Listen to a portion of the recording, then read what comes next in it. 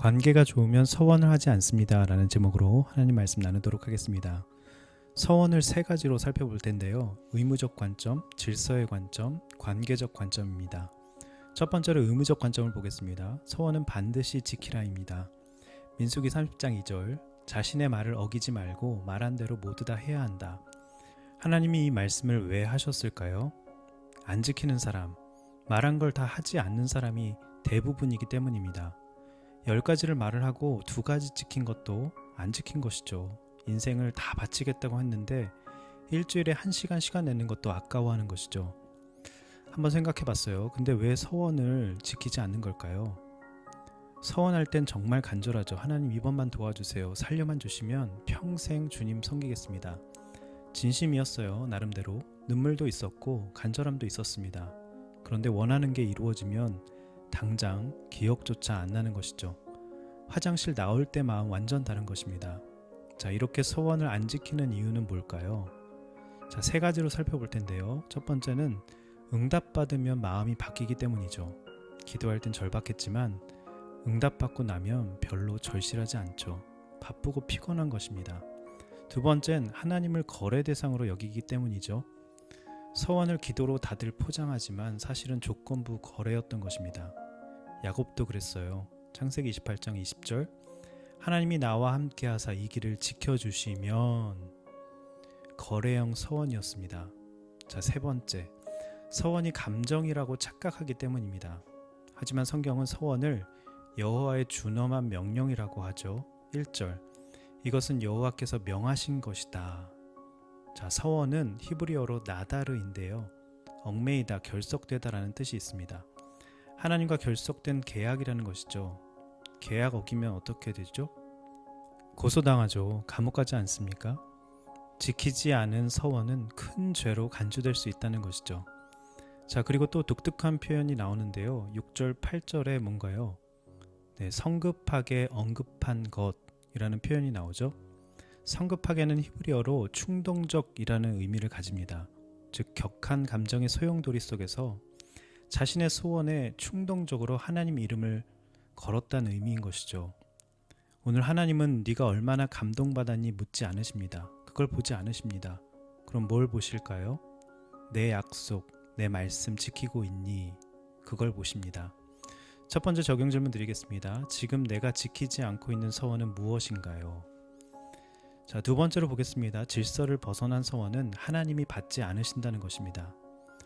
우린 이렇게 생각하죠. 내가 감동받은 드린 서원은 하나님이 무조건 기쁘게 받으실 거야. 그런데 성경은 반대로 말합니다.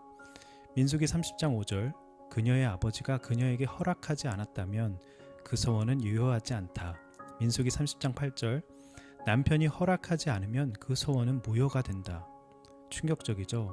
아무리 내가 감동으로 드린 헌신, 눈물로 결심한 헌신, 그런데 질서를 어기면 하나님이 절대로 기뻐하지 않으신다는 것입니다. 받지 않으신다는 거죠. 자, 그런데 왜 서원할 때 아버지나 남편의 허락이 꼭 필요한 걸까요? 하나님은 나의 감정적 열심보다 질서를 더 중요하게 보시는 분이기 때문입니다. 예를 들어 이런 거죠. 은혜 받고 사역팀에 들어갔는데 자녀를 전혀 안 돌보는 겁니다. 큰 금액 헌금 작정했는데 배우자가 뒤늦게 알게 돼서 이혼 위기에 놓인 것이죠. 성교 헌신했는데 부모님은 통곡하고 계신 겁니다. 의도가 아무리 순전했을지라도 질서를 무너뜨렸다면 그건 헌신이 아니라 혼란인 것입니다. 자, 두 번째 적용 질문 드리겠습니다. 내가 지금 가정과 공동체 질서를 깨트리면서까지 헌신하고 과하게 헌신하고 있는 것은 무엇입니까? 자, 마지막 3번째로 보겠습니다. 관계를 벗어난 서원은 하나님이 받지 않으신다는 것입니다. 16절, 여호와께서 남자와 아내의 관계와 그 아버지와 그 집의 딸의 관계에 대해 모세에게 주신 율례라고 말씀하고 있죠. 여러분이 왜 서원을 하게 됐나 곰곰이 한번 생각해 보시기 바랍니다. 감동? 간절함? 믿음? 아니죠. 우리 솔직해지자고요. 그 이면엔 내 열심, 내 욕심, 내 계획이 있지 않습니까? 서원의 본질적인 문제는 이것입니다. 관계를 무시한 채 하나님을 도구처럼 쓰려 한다는 것이죠. 그래서 하나님은 말씀하십니다. 그런 서원 나는 받지 않는다. 여러분 생각해 보세요. 관계가 친밀하고 좋으면 서원이 필요 없습니다. 자, 그런데 기대가 아예 없어도 서원을 안 하긴 하죠. 여러분, 기대가 없는 것과 관계가 좋은 것은 잘 구분하셔야 합니다. 자, 왜 관계가 좋으면 서원을 하지 않을까요? 왜 서원이 필요 없을까요? 여러분, 신뢰하고 사랑하는 사람 앞에서는 굳이 맹세할 필요가 없기 때문입니다. 예수님도 말씀하셨죠. 마태복음 5장 37절.